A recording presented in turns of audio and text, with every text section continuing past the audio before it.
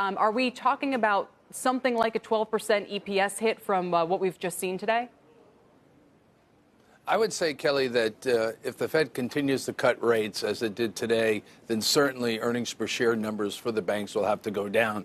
In our report that we published on Friday, we talked about a 75 basis point cut over the course of 2020. But the way we did our shock analysis, we took it all in the first quarter. And you're right, earnings estimates for us, at least, were down around 11 to 12% on a 75 basis point cut in the first quarter. Is that as bad as it gets, Gerard? In other words, is it just a one-time repricing where the shares have to fall, some proportion of that, or does it continue to be a headwind for the banks?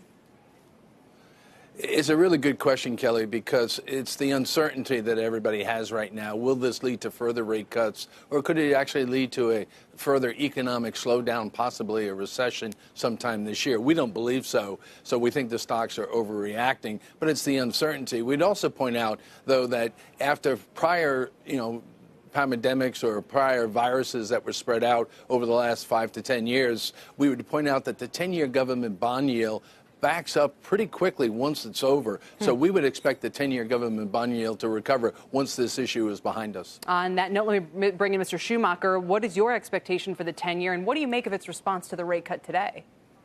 Yeah, it's interesting, Kelly. I agree with one of your prior guests. It was effectively telegraphed by the Fed. So really starting on Friday afternoon, the market had a decent sense this was coming. We were a little bit surprised the Fed waited a couple hours after the G7 meeting, but that's sort of a minor point. As far as our expectations, our economics team calls for another 50 basis points in cuts by the end of the second quarter. Yeah, so by June 30th, very big move, very big dose of, call it Fedamycin, if you will, to try and deal with this crisis and the virus, but we think that's forthcoming. So you're saying we're at about 1% on the rate. We cut that in half to just 0.5%, which I think you heard Rick Santelli's thoughts about that a few moments ago. If that does happen, then, or let me put it differently, didn't the Fed want, by cutting rates, to see the 10-year yield go up today? And what does it tell you that the opposite has happened? Yeah, a few things there. Number one is that the Fed would like, I suspect, to have a few of its colleague central banks come along. So whether it's the ECB, the Bank of Japan, Bank of Canada meets tomorrow, it's likely to cut. We suspect there will be more easy measures from these central banks over the next few weeks. So that's the first thing. And also with respect to additional rate cuts, you've got to consider what the market had priced in. The market for the end of this year was implying Fed funds would be about 55, 60 basis points, so around 0.5% before the morning move by the Fed. So if the Fed were to deliver another 50, it would be more or less in line with the market, not really radically different. Okay, so Gerard, let's circle back to the banks finally here. And one thing that people initially thought when they saw this morning was, great, now I'm definitely going to refinance. Again, maybe overlooking that the 10-year yield could have risen, not fallen, but let's not get into that. Point being, for the banks that you cover, will they get a tailwind? Will they get help from refinancing boom or other housing-related activity because of this?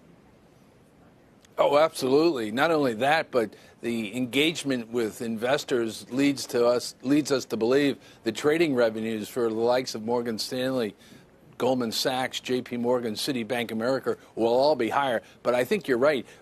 Refinancing activity is going to accelerate with rates being this low, and that will certainly help names like Truist or a Fifth Third or a Citizens Financial. Of course, Bank America, JP Morgan, Wells Fargo are our biggest residential mortgage lenders, so they're certainly going to see a tailwind. But I'd also point out from an earlier comment you made about dividend yields, remember, our banks get shocked. They go through the CCAR stress test, and that test is a severe downturn like 08, 09, and they all pass with flying colors, and they all sustain their dividends. So we have dividend yields today of over 4%, and that's attractive for many income investors. Names like KeyCorp, Truist again, Fifth Third, all have great dividend yields that people can look at.